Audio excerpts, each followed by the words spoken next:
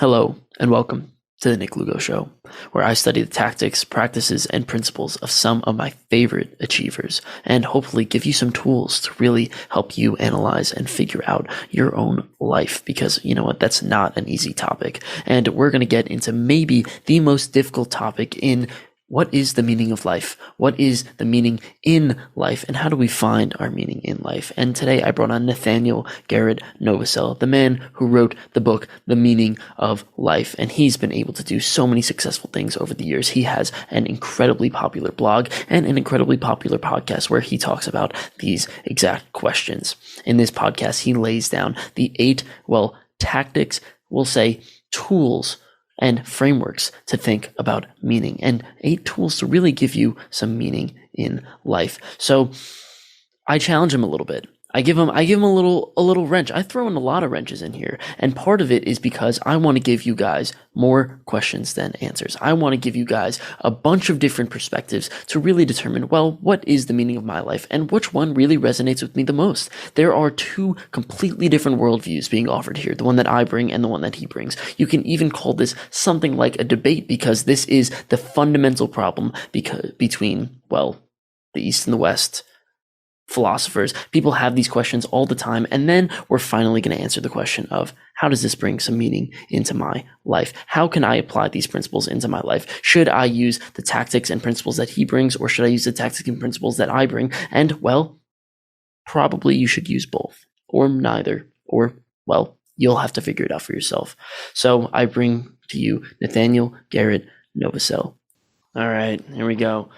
Just a warning. So I have the unfortunate circumstance of being in a college dorm room, and my friends, our doors are not very thick. So the conclusion of this interview, although I'd like to go for forever, is probably going to end around by the time where you hear screaming from outside of the doors. And when that screaming starts, it usually never ends. So we'll probably just cut it off there if that's all right. Okay, yeah, that's reminds me of the old Nickelodeon shows where they'd have this loud buzzer and they go, "Oh, that means we're out of time," and we can use that as the buzzer. Yep. Like once you hear somebody screaming, "We lost. It was terrible." Yep. That's my guys. Hoosiers, is that the Yep. that's the thing, right? Yeah, but it's it's a college softball league that they're all in. And Oh, okay. yeah, so Intramural, not the official ones. Yeah, I wouldn't call trust me, I wouldn't call my friends professional, I'll tell you that much. Professional drinkers. No. Oh. If this is off air, yes. Hey, you control it, man. I'm not recording it, so. Exactly. So, yes. But anyways, hello and welcome to the Nick Lugo Show. Today I have on Nathanael Garrett Novosel, if I got this right, and he's perfect, and he is here to tell us about the meaning of life, if such a thing exists, and he actually has been able to systematically break it down. So it's great to have you on. Thank you so much for having me, and thank you all for listening. Yeah, I mean, to get started, it's such a difficult way to get started, but well, what is the meaning of life? If you could bring it down into one thing, what is the meaning of life? So there are 8 things in my book that drive a sense of meaning and purpose, but the first one, which is the meaning of life, is growth.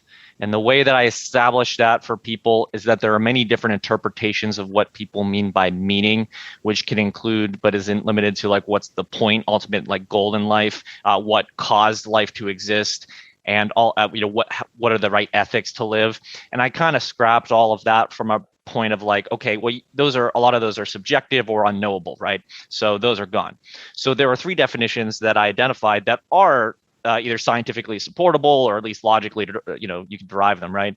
And those are the definition of life, the purpose or intent of life, and then what gives life significance. Those 3 definitions of meaning are provable. So the first one, you could just go look at a dictionary, and you actually you can't define the word life without it saying, some sort of organism that has the capacity to grow. It literally says that in the definition. So you're welcome to look it up, but that's what it says. So growth is in the definition of life. Purpose, though, all life exists for what purpose? Now, I could just hit you with basics on Darwin, right? Where he said, well, the ones that survive, survival of the fittest, ones that survive, aka the ones that don't die, carry on. But to what end? He never asked the philosophical question about, well, why are they surviving, right? And the answer is that all living organisms exist to grow. Reproduction is, of course, the number one thing. He did mention that, like we're all fighting to reproduce. That is a form of growth. But there are millions of, well, not say millions, but there are many forms, or maybe hundreds of forms of growth out there in human beings, because we have the capacity to grow socially in relationships and family and all that other fun stuff. So that's the point. But then finally, the last one is the significance. And all you have to do is look at any awards ceremony and who's winning the award and what are they winning it for. Well, you can say, well, if someone wins an award for a movie, like they don't print out a copy of the DVD and drag it up to the thing to accept its award when it wins Best Picture. No, the people go up. And why do the people go up? Because they're the ones who achieve that outcome, that beautiful final product or song or whatever. And what are they winning the award for? It's actually not for the achievement. It's for them becoming the person, growing into the person that was able to accomplish that feat. So you're rewarding the growth. That's why Lifetime Achievement Award is like, well, you did a lot of great stuff across your entire career. So it's the culmination of the growth that you attained in your craft or field. So those three things are tangible proof and examples of why growth is the meaning of life in terms of significance, definition, or intent.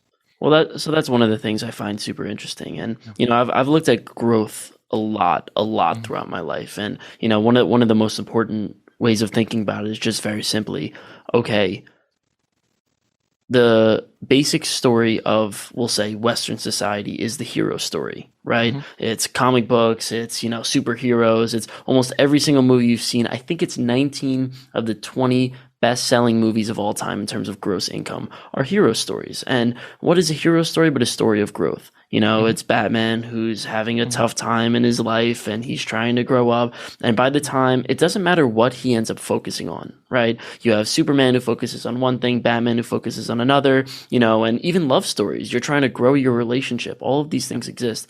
But at the end of the day, no matter what you focus on, people end up growing themselves. And that's kind of, maybe that is sort of a self-actualizing in a self-actualizing way. That is something like the meaning of life, where you say, okay, you know what? By the time I'm 80, I hope I am wise. I hope I am well put together. And I hope that I have learned just a tremendous amount and grown myself.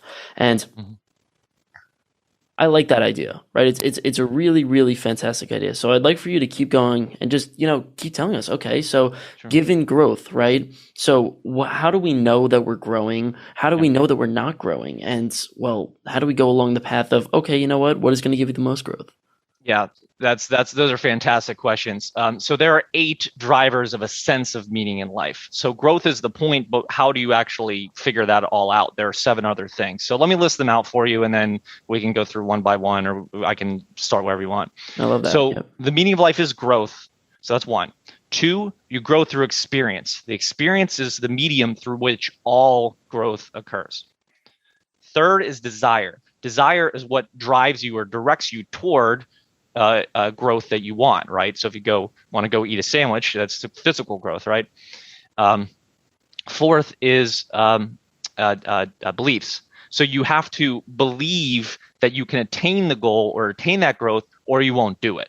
So belief is a sustaining mechanism through despair and hopelessness and all that stuff. Belief is what keeps you carrying on toward growth, whereas desire is the driving force. So driving, sustaining, right? You need those 2 things. Yeah. 5th is emotions. That's your feedback mechanism. And here's the hottest take you'll hear in this podcast. Happiness is definitively, absolutely, positively, no doubt, with no possible way of disagreement, not the meaning of life. Happiness is not the meaning of life. It is not the point. It is the indicator. It is the indicator. And the analogy I give, just to be simple, we can go through the rest, is that why do you go to school?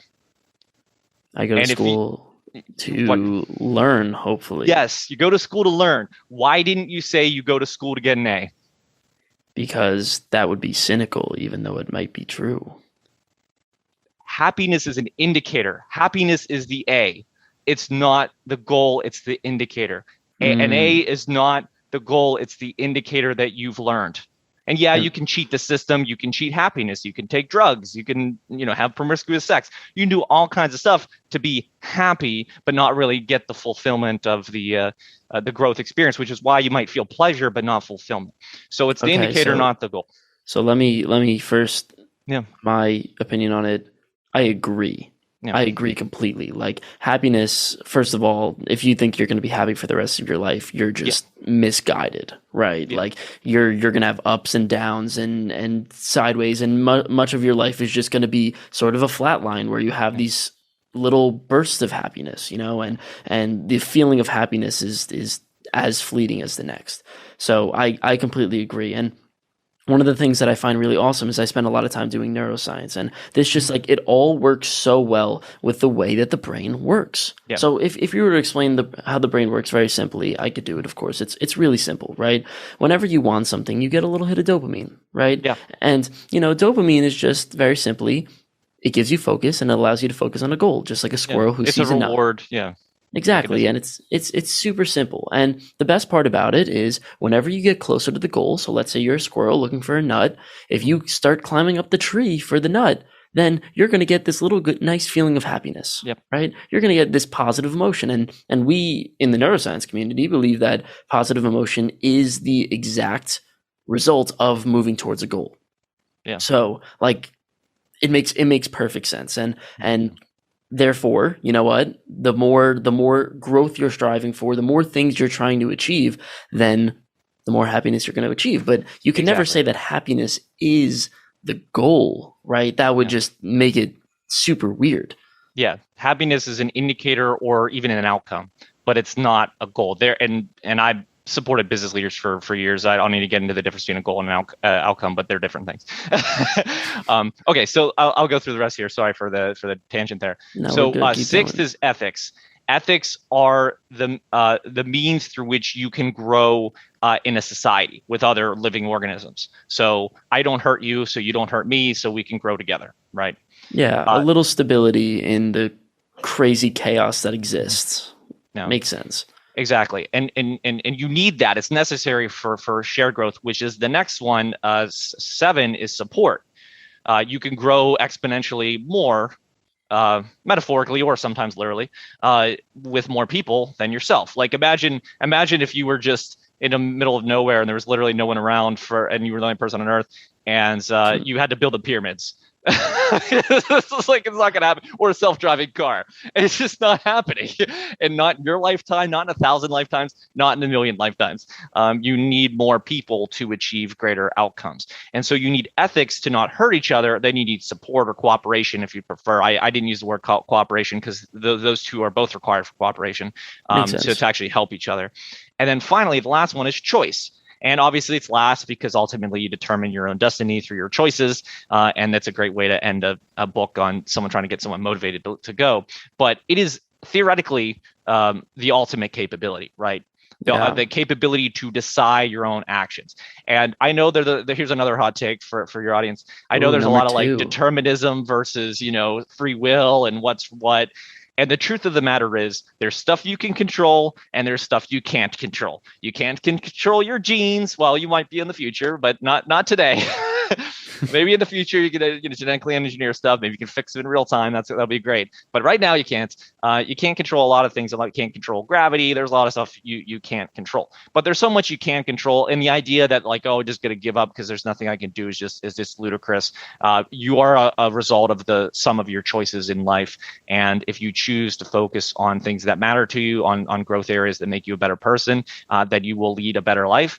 If you focus on destruction or despair or whatever, then you're going to live a miserable life. It's really that simple. So you have a choice. You can even choose to be happy, by the way, because we were talking about before we started this, Buddhism and so forth, and that's a good example, is that you could just choose to be happy, and that isn't actually a choice. And so that's why that's such a powerful way to kind of wrap it up. But those are the 8, and I appreciate you letting me go through those. Those are the 8 that drive meaning. All of those 8 answer a lot of your questions that you kind of just rattled off at the start of this. I'm happy we could take them one at a time, or how you want to approach that. Exactly. No, I mean, there are so many things going through my mind, but the first one is sort of making sense of this, and I think this is just another way to frame it, Mhm. and really for listeners, I think this is a really good way of looking at it. All of these sort of are phrased in terms of goal structures and growing and gaining things and growing in the process. And I really like to make the analogy of a game, right? Mhm. Because you really imagine, right, that let's say you're going into a career, whatever the career is, no matter what it is, even if it's the worst career possible. Let's say you're going to be an accountant for whatever reason. That kills me, but I hate accountants, but whatever. But the thing about any profession is that it is a game.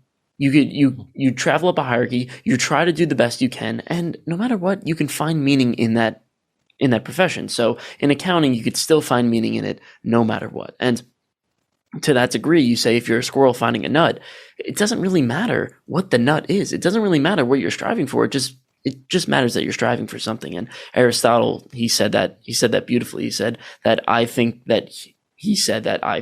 that humans should never be able to achieve their goals, because when they achieve their goals, they'll be dissatisfied.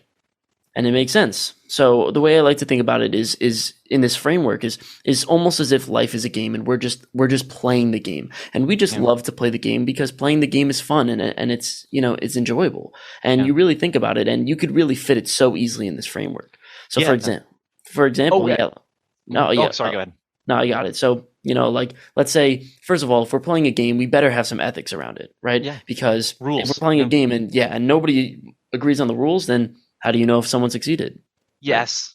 Right? Like Yes. that's a perfect way of looking at it. And for example, right, if you have, baseball, it's like, all right, you know what, if the rules are muddy, then nobody ever wins, and then nobody's ever happy because nobody ever did anything. Yeah. Then you say, okay, you know what? Now you need to have obviously a desire, right? You need to first of all be able to choose it, right? Because Yeah. there are so many different games to go for. Yeah. You need to have a desire to win the game, right? Of course you need a support system because, this is a huge thing in every single endeavor. It's like, Mhm. well, if I fail and I keep failing and learning from my failures, then that's cool. But what if 5 people are failing at the same time and reporting back to each other and reporting their expertise? Then you learn at something like 20, 30 times faster. Duh. Then you say, okay, you know what? Now this desire is creating, first of all, happiness, emotions, all of these things. You end up having growth from it, and it's all done through a beautiful experience, and that's part of it. You're part of the beauty of the game is this cliche that it's not the destination, it's the journey. But Yeah. that's really it, Like the way I like to view my life is I like to view my life as if I'm on a train. And I hopped on this train. I don't know when I hopped on this train. I don't know what my train station was, but I'm just on the train. And so many people are focused on getting to the destination. So many people are focused on getting to, all right, where's this stop taking me? Or Yeah. you could just sit and enjoy the ride. And that's one of the beautiful things about it. Maybe you just enjoy the ride. Yeah, you're absolutely right, and yeah, life is a journey, not a destination. It's a growth journey. I mean, that is a true. It's a cliche because it's true. Yeah. But I love. Sorry for jumping in there a little early, but I was thinking when you said it's a game. I'm like, yes, that's exactly the analogy I use when people say, Nate, you're cheating. This is a cop out answer. What's the ultimate point? Tell me the goal. I actually literally had someone grill me. Like, tell me the goal. What's the goal? What's the final outcome? What are we trying to do? And I'm like, I don't think you get the point. Growth is the point. Growth Yeah. doesn't end. Growth is eternal. It's forever. We're going to keep growing and growing and growing through our kids and so on and so forth. Even if we die, we carry on. So like we're going to keep growing. But I gave an example of imagine a game. One of my favorite games of all time, Civilization, right? And Never heard I don't of know. So there's Civilization 6 is the latest video game, a version of it. I think it's 6, and but it's been Sid Meier. It's a huge thing. He's like a god in the gaming world. But that's a computer game, and the ones I remember are like 2 and 3. The version I don't know what the latest ones are, but the goal back then in 2 and 3 was that you were supposed to build a spaceship and fly to Alpha Centauri, and that was the goal of the Okay. game. And so, but you started from the ancient times like BC, and you were just a little settlers on the screen. You put up a little you set up a little a town or whatever, and then you'd grow from that little town to an entire giant civilization with nuclear weapons and all this stuff. And the goal was to build a rocket ship. You fly to Alpha Centauri, and then the credits would roll and say, "Hey, you won," right? Because you got there first compared to all the other civilizations. And so, okay, let's say that really was true. Let's just take that as true. So our goal is to build a space shuttle and fly to Alpha Centauri. You know what the first thing you would say as soon as that happened? What's next? That's the first thing you would say. So there is no final outcome. Whatever final outcome, this is like infinity. Growth is infinity, right? Think of the highest number you can think of, and then you list it. Okay, is there a number higher? Yes, of course there is. There's always a higher number. There's always another goal. There's always another objective. So goal attainment feels fantastic, but it's short-lived. Because this is the emotional one. Number 5 is you'll feel great when you achieve a goal, but then it'll get stale. Why? Because your body or brain, or heck, you can go God if you want, whatever your belief system is. I'm going to stick with science, but you're welcome to include the belief system in there too. Is telling you need to continue growing. You're already here. You're done. You need something else. So then you identify the next goal.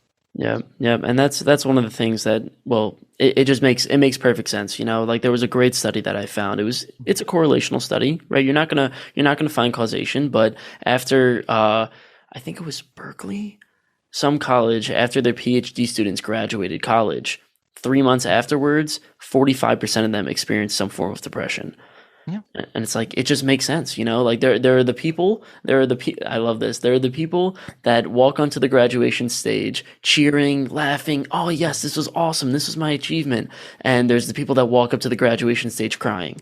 And the only thing that I know is that in 2 weeks, both of them are going to be crying because they're like, oh crap, what do I do with my life now? Right. And yeah, it's like, that was my thing. I had a similar experience. I grew up, I felt pretty good growing up because I had my life set out for me based on what my family told me. They said, okay, you're going to graduate from high school with good grades. You're going to go to college, get good grades. You're going to graduate from college. You're going to go get a job, and then you're going to go make a lot of money and be successful. That's what I was told. That's what I did.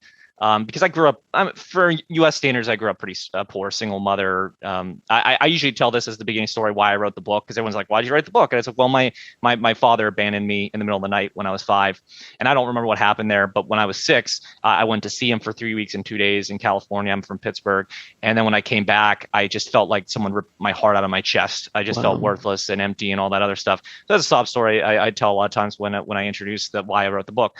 But what happened in the middle of that night, and I was like, "What is the point of all this if we're going to suffer like this?" And the back of my mind, just something went off and said, "That's an interesting question. What is the meaning of life? I wonder if you could answer it." And here I'm bawling my eyes out as a kid, and I got this robot part of my brain going, "Oh, that's interesting." And so for 20 some years, I studied it, and then I finally asked myself when I was leaving my company to go to another one, I was like, "Well, what wisdom would I impart on someone after all these decades of studying psychology, philosophy, and business and economics and all this other stuff?" And religion and so forth, and then all the concepts popped in my head. I mean, generally over time, it was like I got 3 or 4 that I had it down. Well, it's desire, it's belief, it's growth. You grow through experience, and I was like, okay, so I had 4-ish, and then I was, then there's emotions, and I eventually got the 8. But it was that kind of situation where it's like, okay, what is the point? And then when you go through something, you think that it's all kind of carved out. Oh, okay, I graduated. When I graduated, I didn't have a job. I didn't know what to do with my life. And I wasn't depressed. I was just hoping to get a job and start making money. That's all I cared about. And then what happened was whenever I earned a lot of money and I was like, hey, I got the job. I got this. I got the house. It's all paid off. I'm debt free. I've got making tons of money. Now what? And now I'm having that kind of thing where it's like, fortunately I had the book, and it's like, okay, great. I can spread this message of how to find meaning in your life, because I was able to use it and derive it as well. But yeah, you're right. There's just that kind of meaning, or that crisis of meaning, if you might call it that, when you achieve a goal and then wonder what's next, and you didn't really think about life after it or what's going to keep you going. The good news is that most people get over it, because there's always something else. You just have to use the Buddhist term, detach, or stoicism if you prefer. Detach. You just got to say, hey, look, that was wonderful. It's amazing. I love it. And now it's time for even something even better and more for me. Yeah. And part of it is like, all right, you know what? I need to grow some more, right? I need to Yeah. grow some more. And you know what? Maybe I've reached my plateau here, but you know, it's somewhere else. I'm gonna get that growth, and I could do it through somewhere else. And obviously, you see that all the time with people who graduate college and their professions, retire, all these things. Yeah, my But favorite example is Peyton Manning. oh Heck of a yeah, pitch man, heck of a businessman, heck of a commentator on ESPN right now. He was one of the best football players ever. He didn't go, well, I guess I'm done playing football, goodbye, and then go off to a hole and die. yeah. He's still evolving as a human being. So okay, so now let me throw a wrench in here, okay? Sure, please. Because of I like course, wrenches. yep. You know, like this is all the stuff we agree with. But you know what? There are parts of this where I'm like, you know what? I could see the holes in exactly the things that we're talking about. So Sure. I spent a lot of time studying Buddhism, Zen. If anybody's interested, The Way of Zen by Alan Watts is just an incredible book. Mhm. And all of the Buddhists that I know, they would laugh at this conversation that we're having right now. They would laugh and they would say, okay, you try to achieve a goal. You don't care about what that goal is. You just try to achieve the goal. And then you just keep going and you keep going and you keep going and you just keep latching yourself onto a goal and you keep trying to, well, just, find meaning within that thing. And a Buddhist would compare that idea to a rat running on a wheel, right? Just running and running just to run because, well, there's no point in not running. And if you sit down, then it's going to be boring. So you might as well just keep running. And well, it almost seems to the Buddhist, it seems kind of silly, just growing just to grow, doing things just to do things. And I guess this is the deeper point, attaching our sense of value, attaching our sense of, let's say, maybe self-worth to growing itself. So, for example, let's say I try to win. I try to be Peyton Manning, right? And part of being Peyton Manning is that Peyton Manning is absolutely incredible. So, great football player. So, if I set a goal, right, I have a desire. I want to go and be Peyton Manning. Or let's say I just want to be a really good football player. And I keep going, I keep going, I keep going. And every single moment that I am moving towards that goal, I'm somewhat dissatisfied. I somewhat need to motivate myself to get there. And part of my motivation is saying, well, I'm dissatisfied with where I am. I'm trying to get to somewhere else. And I would feel so much better if I achieve this thing. Right. And that's part of just the way humans are. And well, the problem with that is a Buddhist would say, why would you do that? Why would you attach your self-worth? Why would you attach the thing that makes you feel not complacent, but confident in where you are, right? You feel like, you know what? I don't feel anxious. I don't feel like I need to go anywhere. I just feel present.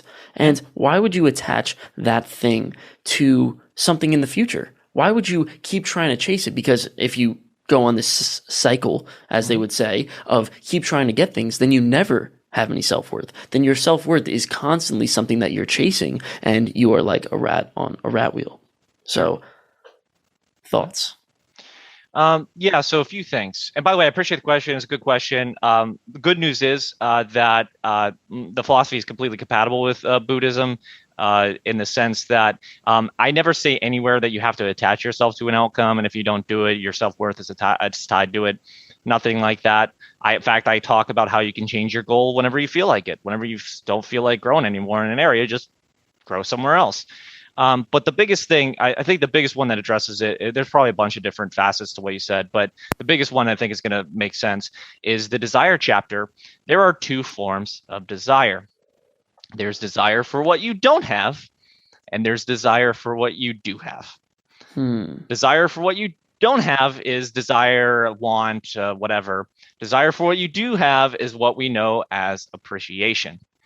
And so all you're saying is, make sure you appreciate the moment you're at. Being present is just an appreciation of, it's they use words like compassion or appreciation or contentment or whatever you want to call it. All those are legit. And just being okay with everything as it is.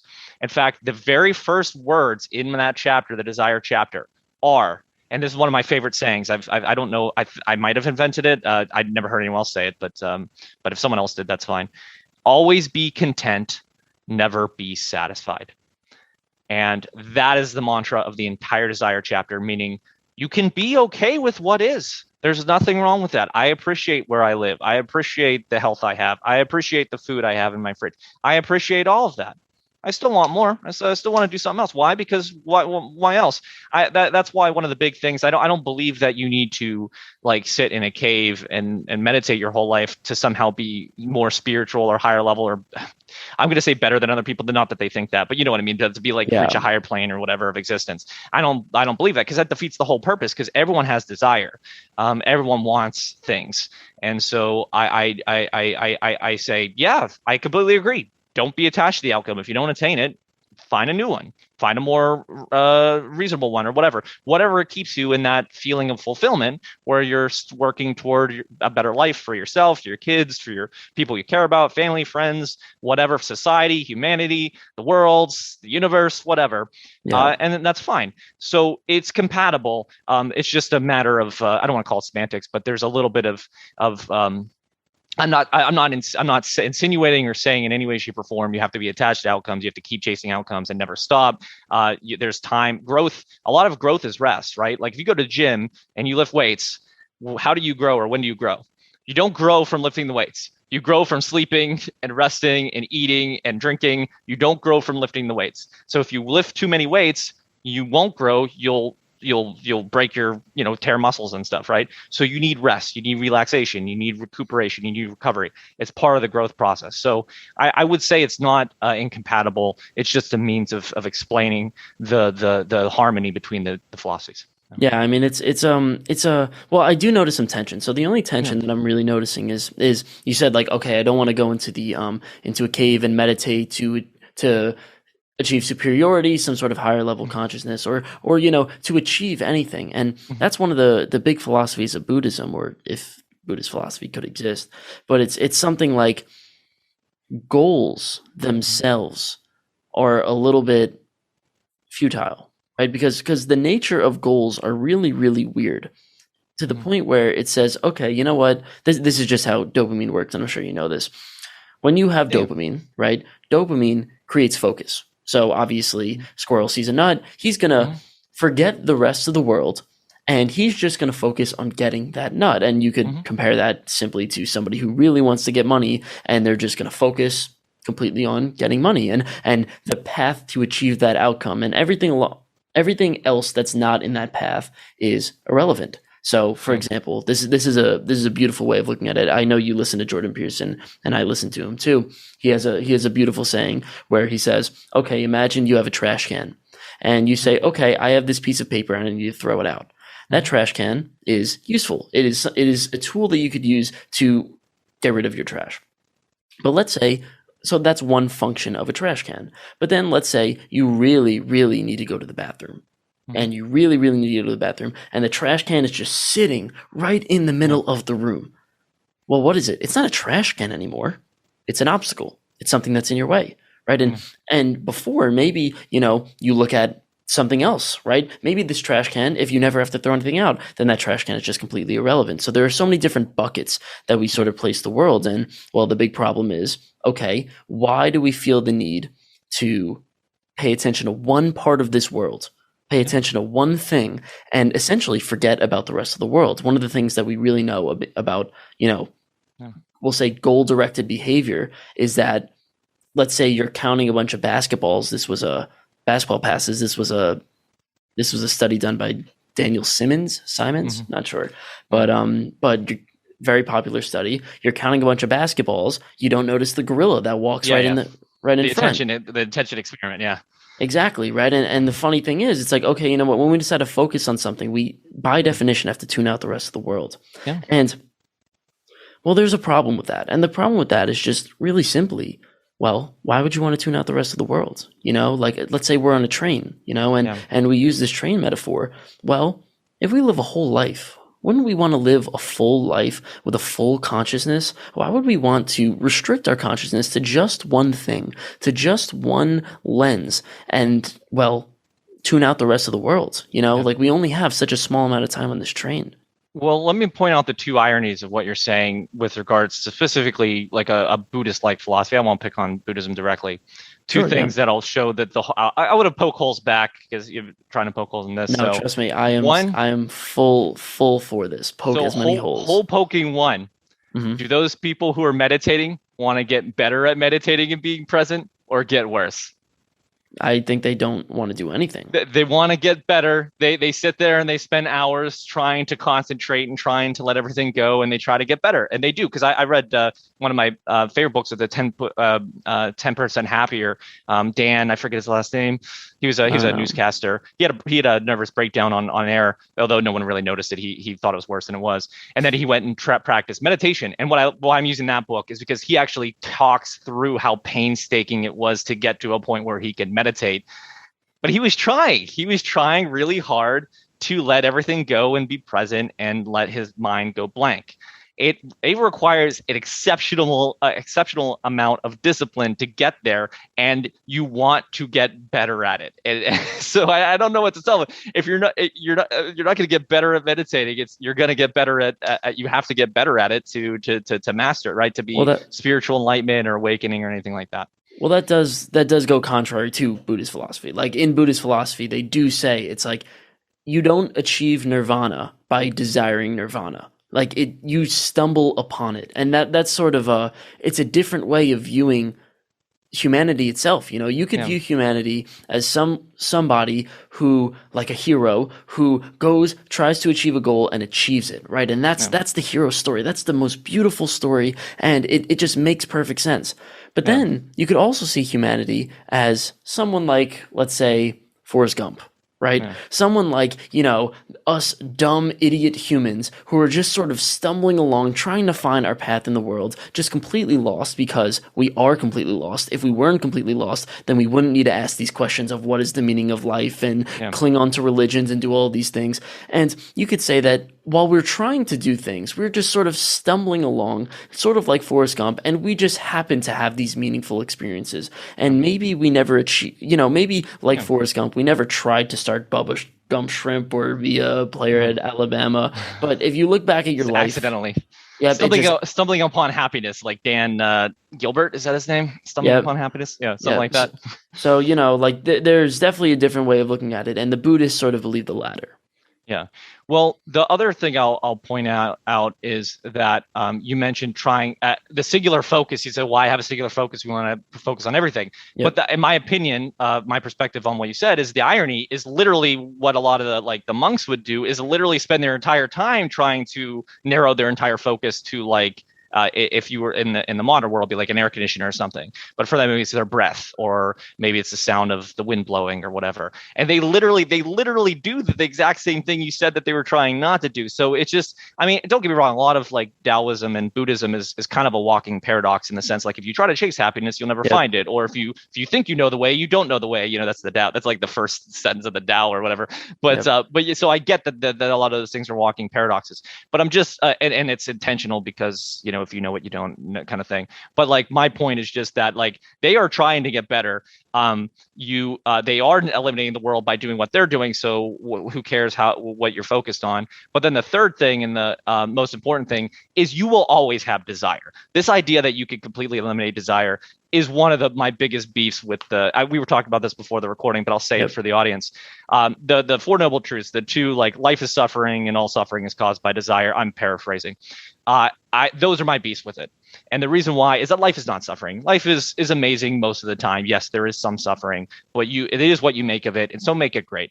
And I know that's not the interpretation. A lot of people say, "Well, Nate, you're misinterpreting." It's like, well, that's literally what it says. If you want to interpret it as in the suffering is caused by wanting for things you can't have, and so you're longing and so detached from that, I'm with you. That actually is a good advice, and actually I put it in my book a lot. I actually write a lot of, hey, Buddhism meditation stuff is good for letting go of negative emotions and things like that. It's very good stuff. But all desire is not bad. Yeah, I have two fun things I do. One is if you don't know what you want, then you want to know what you want. So everybody has desire. if you don't want desire, then you want to not have desire. You can't not want something. It is physically and semantically impossible to not have a desire. It is literally possible. And those monks need to eat, so they want to eat. Like there will always be they need to breathe. They will always have a desire. You can't eliminate completely. So in short, just because I'm not beating up on it or anything. There's so many good things about the idea that like detach from desire for things that make you feel bad, right? Like if you want drugs, you have an addiction, it'd be a heck of a lot better to meditate and be present and trying to get rid of that stuff so you feel better. If you want, I don't know, a person that you can't have because you got to have a free will, you got to have both agree to that. Then you need to detach from those emotions. So there's so much good in those exercises. So I'm not knocking them at all. They're wonderful. But the one part I won't go to is this idea that you could completely detach from desire. You could be completely present and completely aware and conscious of all things in the entire universe, and everything's just one big unifying, we're all one thing. We all have desires. It's and you always want to improve, and you're always trying to get better at something, even if it's just meditating. You're still trying to get better. And you're trying to become a master and trying to discipline yourself. So that's my arguments in response to that. And I'm not trying to poke holes in Buddhism or anything, but it's just my response in terms of this is in alignment with that. And I think there's just some semantic things that causes some seeming differences, but I don't think I'm saying anything that they would fundamentally like disagree with. They might just say, well, we think you should spend more time being present, this or that, and that's fine. Those are goals, or those are wants, or those are things. They're compatible with my 8 things. Yeah. Well, it's really interesting, like there was it's a great concept. So Martin Seligman, have you ever heard of? You've definitely heard of Martin Seligman. He's the guy. Yeah. Yeah, like he created Learn Helplessness, and he was the president of the APA, American Psychological Association. Big guy, right? Pretty much changed the course of psychology in the 1960s. Yeah, big fan. Yeah. Big fan. I love that guy. I think it's him, and like and then the other ones are the like Stanford prison experiment, and the one where they shock the guy. I forget those guys, like those big ones. Everyone knows. Anyone who takes a psychology course knows. Big fans of those guys. I get that the whole one was super unethical, but I'm a big fan of the fact that we learned a lot from those things, even though we're necessarily fantastic. Oh yeah, and I mean, like Learn Helplessness, like the studies they did on that, like they abuse dogs, but we're not going to get into that. Yeah, we won't get into that. We appreciate. Hey, speaking of always be content, never be satisfied. We appreciate the learnings we got from them, and we can acknowledge that we probably shouldn't do that in the future. And we can acknowledge that those aren't going to happen. We could be better in the future. Yeah, exactly. So Martin Seligman, he's essentially created an entire branch of psychology called positive psychology, and a big part of it is like him and Mihaly. Zika Mihaly, is that him? Mihaly Csikszentmihalyi. I messed that up. He's one of the other founders of it. So yeah, and they do such a great job. And I've learned so much about positive psychology over the years. But the basic premise is, why does our medical system and our mental health system focus on your problems? Oh, you have depression. Oh, you have anxiety. You have this. You have that. Well, what about if we focus on the positives? Maybe you should start meditating more. And maybe you should live a better life. And here are the keys to a better life instead of avoiding the negatives. Mm-hmm. So a lot of the tensions that he finds, and a lot of this this conversation that we're having is essential in the debate between the West versus the East, right? The West is, as Seligman states really simply, is the self is focused on self-actualization. No, the West is focused on self-actualization, right? Mm-hmm. So we are trying to, as that is Maslow's hierarchy of needs. At the top, you get self-actualization. You have grown so much to the point where you have complete self-mastery, self-control, and you have achieved a sense of meaning throughout that. And that is, in the West, such a crazy high value. In the East, though, it's really weird because they have this idea of self-transcendence. Mm-hmm. Self-transcendence is the highest value of these of the East. And part of it is, like you could flip it in sort of the material way of, just immerse yourself in the community. You are not you. You are really just defined by your community. But in the spiritual way, in the Buddhist sense, in the Zen sense, it's the idea that, well, this body, you're just lending it for a time. Yeah. This soul that you are in, this consciousness that you have, it is just something that you are given for 80 good years. And at the end of these 80 years, you're going to pass that off. and it's going to go to something else. It's going to go to the ground. It's going to go to some other spiritual plane, whatever that is. And by the end of it, you know what? You must learn in your conscious experience to overcome yourself and just be consciousness, overcome this body, overcome this self, and well, just be consciousness. And of course, that's a lot more mystical. That's a lot more, you know, it's a lot different, but it has a completely different goal structure, if you even want to call it that. You know, it's just a completely different way of viewing the world. And well, how do we bring these together? That's a great question. There is. I'm glad we talked about positive psychology and Mihaly, because he actually wrote the book Flow, which talked about it's a psychology of optimal experience. And this is all coming together now. What's the concept number 2? Experience. Experience is a medium through which all growth occurs. What's the psychology of optimal experience from his book? Well, there's basically, to draw two by two, is you have the difficulty of the experience and your ability. I forget which axis is which. And then there's a line in the middle, which is the flow experience, where your ability matches the difficulty. If it's too difficult, you get frustrated. If you're too good, you get bored. So optimal experience, what is the psychology of optimal experience? It's the psychology of, what is the outcome of the psychology of optimal experience? Optimal growth. Because when your ability matches the experience and you're lost in the thing, you are truly fulfilling your growth purpose, which is mastering that piece or totally learning something new or getting absorbed in exactly what you're doing. That is literally again, another scientific proof. In addition to my favorite one, my personal favorite is Dr. Carol Dweck, who did growth mindset, because she literally proved for me. I was writing the book. I didn't read the book until I had this thing all mapped out and stuff. And I was like a year in or something. I read her book and I was like, oh my God, she proved it. Like, people who focus on growth instead of having a fixed mindset, they live happier lives, more successful, they're more fulfilled. Oh my God, she proved it. Like, yay, there you go. But anyway, so the optimal experience is optimal growth. The transcendence idea is another thing. It's a transcendent experience. It is the idea of being fully present to the experience of existence. Yes. And so I'd argue that because experience is the medium through which all growth occurs and all life exists, that the connection point for all of these ideas, or the East meets West, is around experience. And the argument or debate is theoretically just one between, is it optimal growth, like Mihaly said, or is it more about actually kind of optimal presence? Or optimal experience as mastering a skill, which is the growth, which is the Western thing, as you were saying, or is it just mastery of self and consciousness and being and existence and presence to just kind of truly experience the full nature of reality, even raise above it to a higher level of consciousness or reality.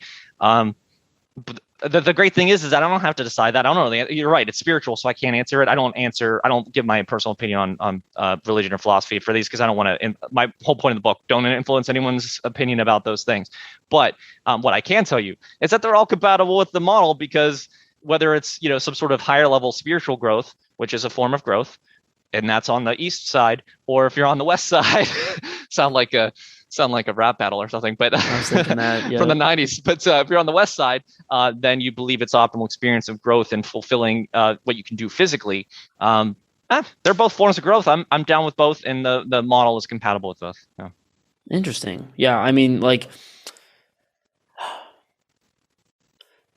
it's like we're answering the question of it's funny, like you brought up something of, okay, you know what, are we they're definitely growing spiritually in the process, right? And it's for someone who's Buddhist, right? Like, as you go throughout your Buddhist nature, you are growing, right? You just become more Buddhist, more spiritual, all of these things.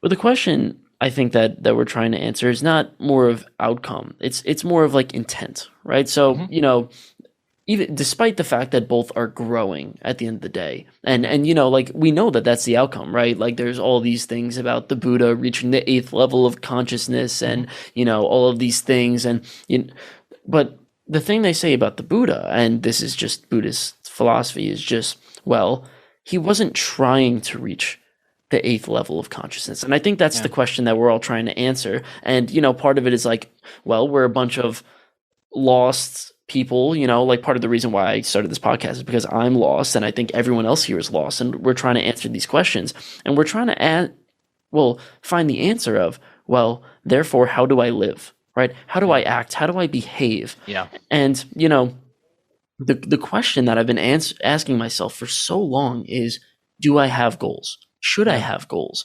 And if I set a goal, so I had someone on my podcast recently, he was talking about the difference between something like systems mindsets and goals mindsets. So for example, if you're a writer, you could say, I would want to write 2 hours a day, right? So I should write 2 hours a day. That's a system. You establish a strong system, and that sort of turns into a habit versus, well, I want to write 20 pages by the time I'm done with it. And they're quite similar, but they're also quite different, right? It's, one's a little bit more serendipitous, but they're still they're a little bit goal directed.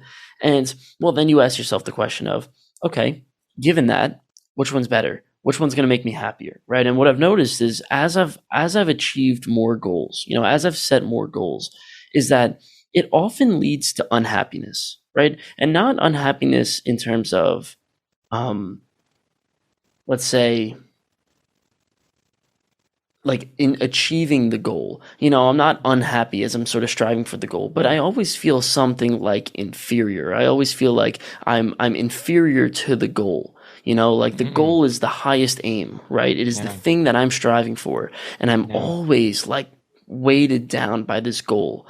And I wonder, like, okay, if you put in something like a systems goal, right, or a systems way of thinking, then you know what, you don't really feel inferior. You're just like, I'm just kind of writing to write, instead of saying, I need to write 20 pages in 10 days, things of that sort.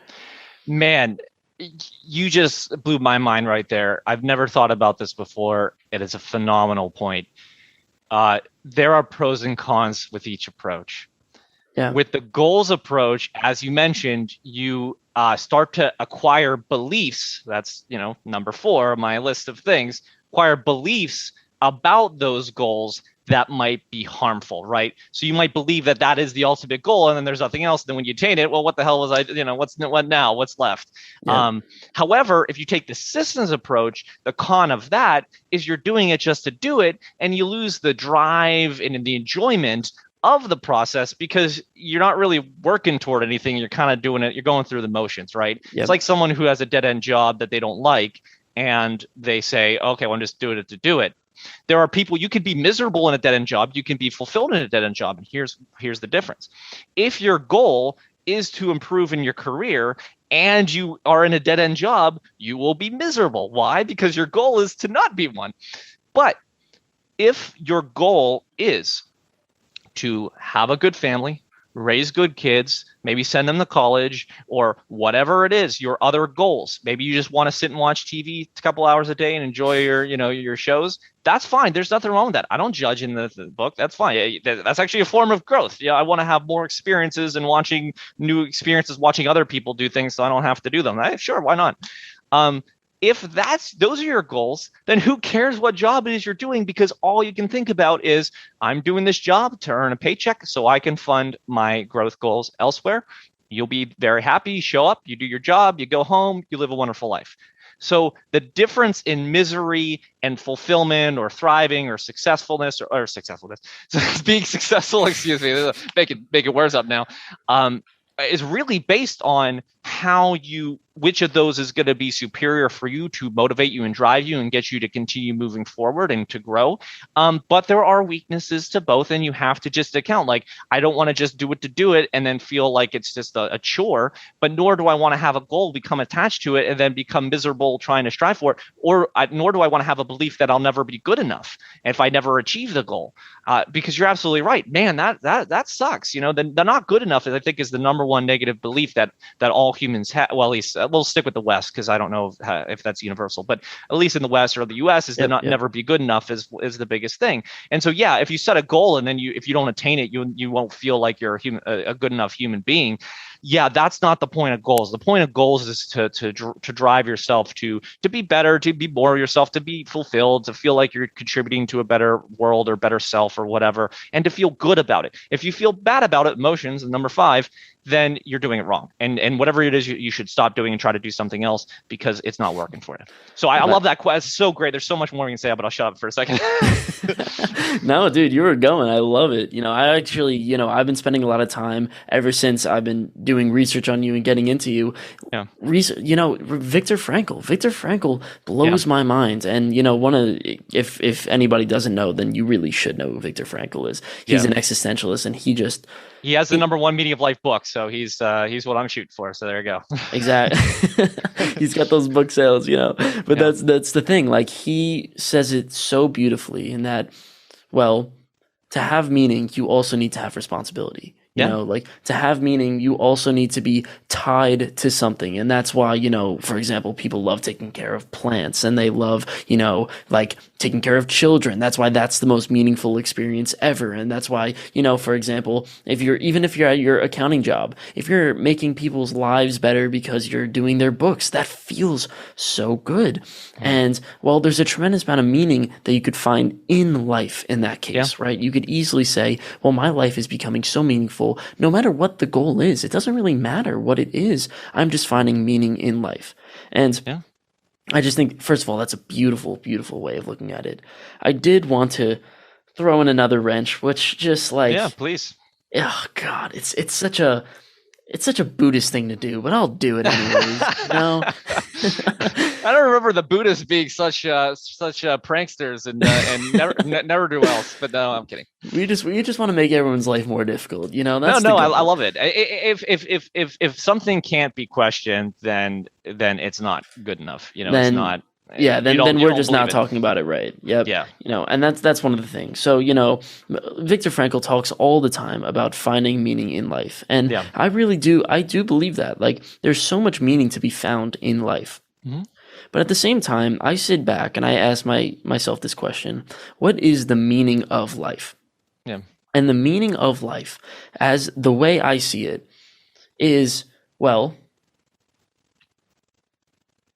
maybe there is no meaning of life.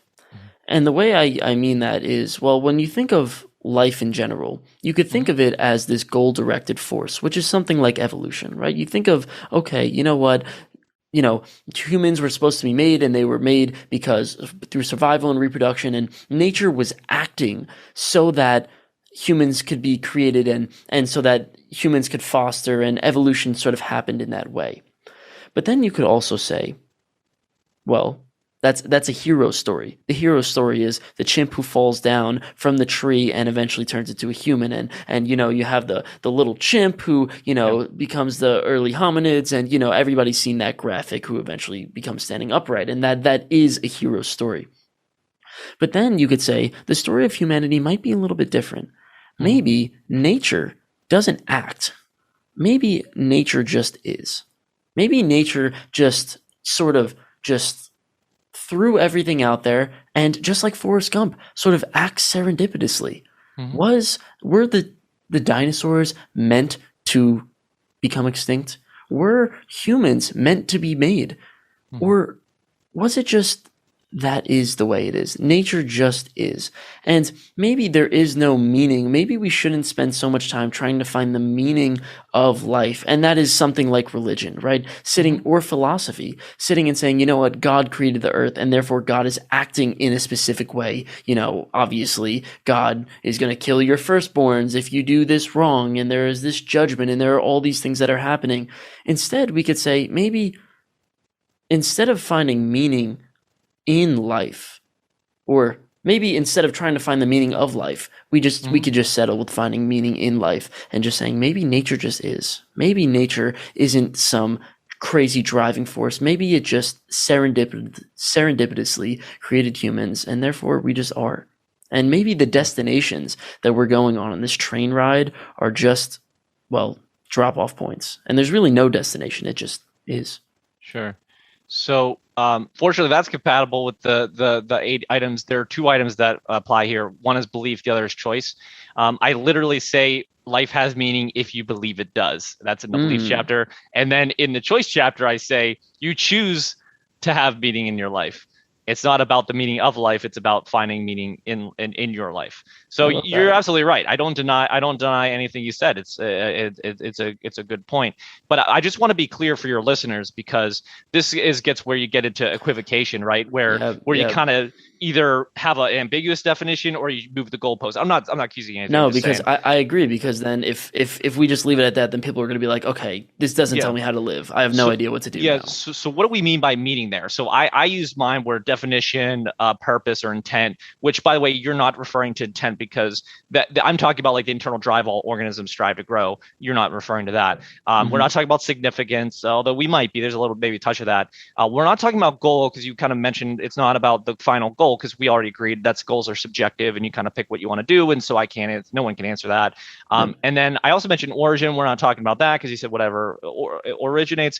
So are you talking Okay. about meaning in terms of like, it sounds like you're going with like a grand design kind of definition. Like, is Yes. it all kind of orchestrated, or some beautiful like master plan or something like that? Are you going for that kind of definition of meaning? Well, it's sort of there are my friends. We'll end this podcast in a few minutes. The buzzer is coming up, but but yes, I mean, I'm sort of trying to ask the question of meaning in terms of, okay, you know what? Um, is everything by design? Yeah, yeah. Hmm. Like, is everything sort of meant to be pushed in a way, in a goal directed way, Yeah. right? And you know what? Should I really strive to be the best podcaster that exists, Yeah. or should I just live, or Yeah. should I just act? So let's first address the spiritual element, because I have to set it aside. I just don't make commentary on it. There are 2 options, right? Either it is or it's not. To answer your question, is either it is or it's not, and I'm not going to weigh in. But but just for the side note, if there is some sort of grand design, then yeah, God or universal force or whatever is making things happen. Okay, I'm fine with that. If it's not, if it's just we're here and we die and we go buried in ground and nothing happens and that's it, okay, I'm fine with that too. So I can't really answer that part, but so we'll put it aside. But I think what you're getting at, and I do think, and this is where I'm going to actually borrow from Eastern philosophy of the paradoxes, right? I think it's both. I think you could do both. I think you Hmm. can appreciate what is, and kind of appreciate. That's what the appreciation and desire kind of go hand in hand. I could just accept everything that is and just say, hey, the world is the way it is. It is what it is, right? But Yep. then at the same time, it is what it is, but I want something more for myself or for someone else. And so those 2 things can coexist simultaneously. I don't think you have to pick between the 2, honestly. That is my, based on what I've seen possible, my opinion on that from a, logical perspective. I don't think you have to pick. But in terms of like whether things are random or there's some sort of intelligence behind it, um, I would argue that the actual, because you mentioned how you want to, let's make it applicable. There's one real. Why does that question even matter? To be honest with you, is the big question, right? Why does what you say matter? One thing, one thing, and that's, if it's all random, then who cares? Then you just do whatever you want to do and just ignore it, because the chips are going to fall wherever they may, because it's all random. The one exception, though, is if there is some sort of design behind it, the question becomes one of 2 things, right? Either what is that design so I can live in the right way, which is why religious texts are so popular, because the religious texts say, this is how the world was created, or universe was created. This is why you're here. You're supposed to do this, and therefore you need to behave in this way to achieve those goals. And sorry, this was on the podcast, so I'll say it here. Before we talked about that, I said that's one of the reasons why I wrote my book, because I wanted to detach goals from ethics, from all these other, from the origin of life and how you should live and all this other stuff. I wanted to just break all that stuff apart, because I'm not a big fan of, if you prescribe to one part of something, you have to assume it all to be true, and you have to have all the same ethics and goals and all this other stuff. But the other thing, which is interesting, is what can you do with that information to make your life better? And Yep. this is where things get interesting. And we'll take a couple of examples. If you believe there's nothing, then your physical reality is it, and your body is all you can do, and there's things you control, and there's things you can't control. But let's take two other examples. One is God. So God exists. Okay. Well, if there's some sort of all-powerful being controlling things, then if I could find some way to get that thing on my, well, I don't say thing, get that deity. I don't want to, no disrespect intended. I want to get that deity on my side. I'll worship it. I'll say, oh, you're the best, whatever. Why? Because I want outcomes. You're doing it so that your life is better, or your people you care about's lives are better. That's fine. I don't care about the selfishness or altruism. You want things to be better, whether it's for you or for anyone else. Who cares?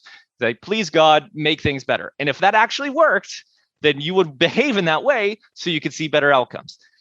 Second one, law of attraction, spirituality, pick whatever definition you want, the idea that the universe responds to your thoughts, for example.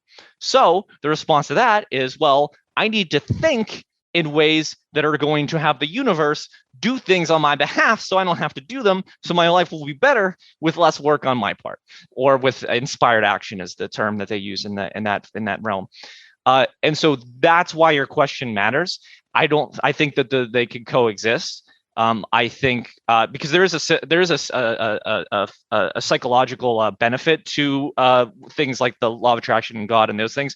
All those things kind of fall into the place of what you might call priming, self-fulfilling prophecy, Pygmalion effect, placebo effect. All of those things in psychology are based on the idea that your thoughts actually do have a tangible impact on the world around you. They just have a causal effect of, if you think negatively, you're more likely to quit. If you think positively, you're more likely to continue going. If you think about your goals, you're more likely to see ways to achieve them when you walk around the world. So psychology and law of attraction or God or whatever actually are strangely compatible. They just disagree on what's causing it. Psychology says, oh, it's all in your mind. Your mind's causing all this stuff to happen or for you to see these things or whatever.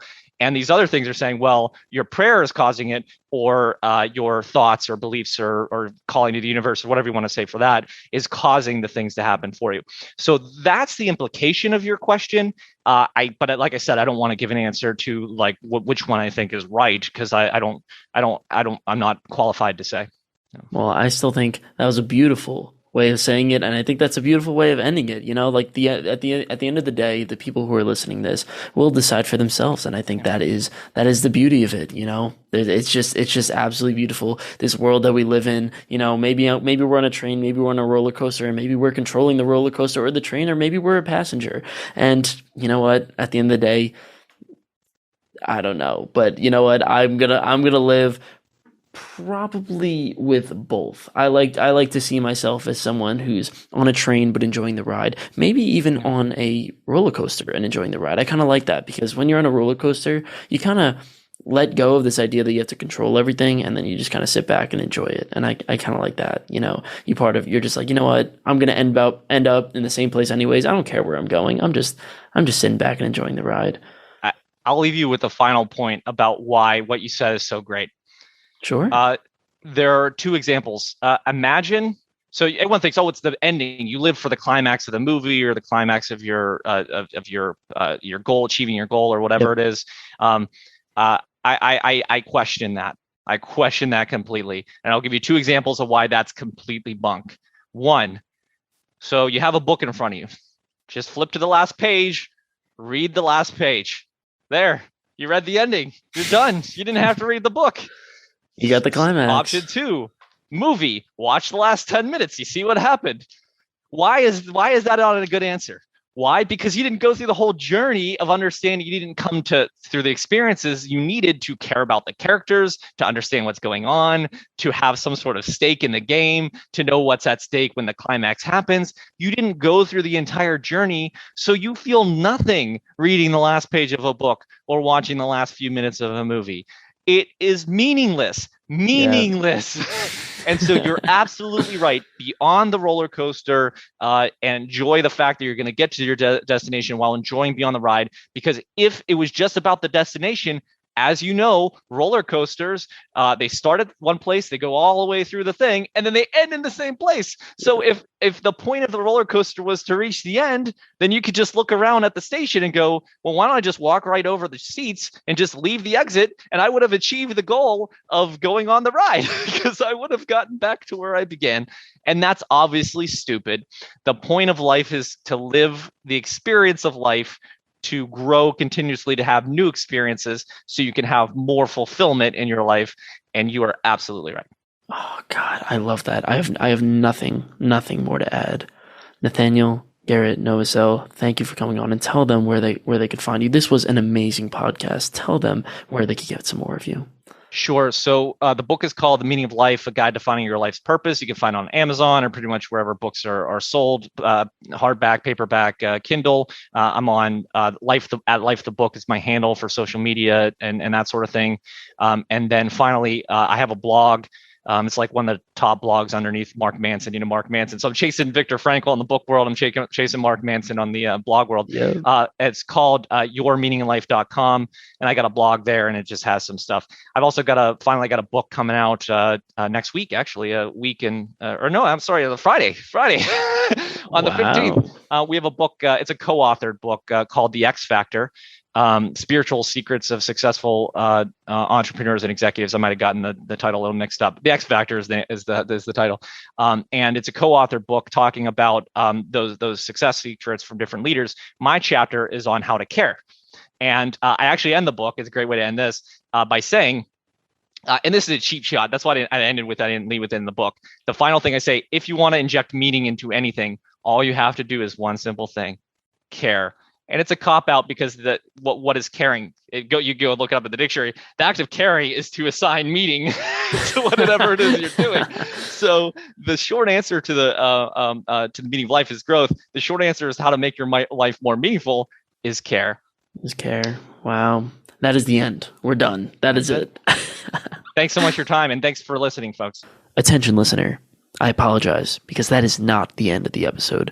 Me and Nathanael ended up talking for another 30, 40 minutes. It was an absolutely wonderful conversation we had afterwards, and we both agreed at the end that we should really, really share it with the people. We just continued the flow. It felt so good, and there was so much left to be said in that conversation, and we said it. We came to such a good resolution, and well, it was great. It really was great. And I just finished recording it, so I got a little emotional, but yeah. So if you're looking for part 2 of this conversation, I will be posting it soon. You should find it, and it should be, literally right at the end of this video. So if you want a little bit extra, a little bit more of Nathanael Garrett Novosel, it's there for you.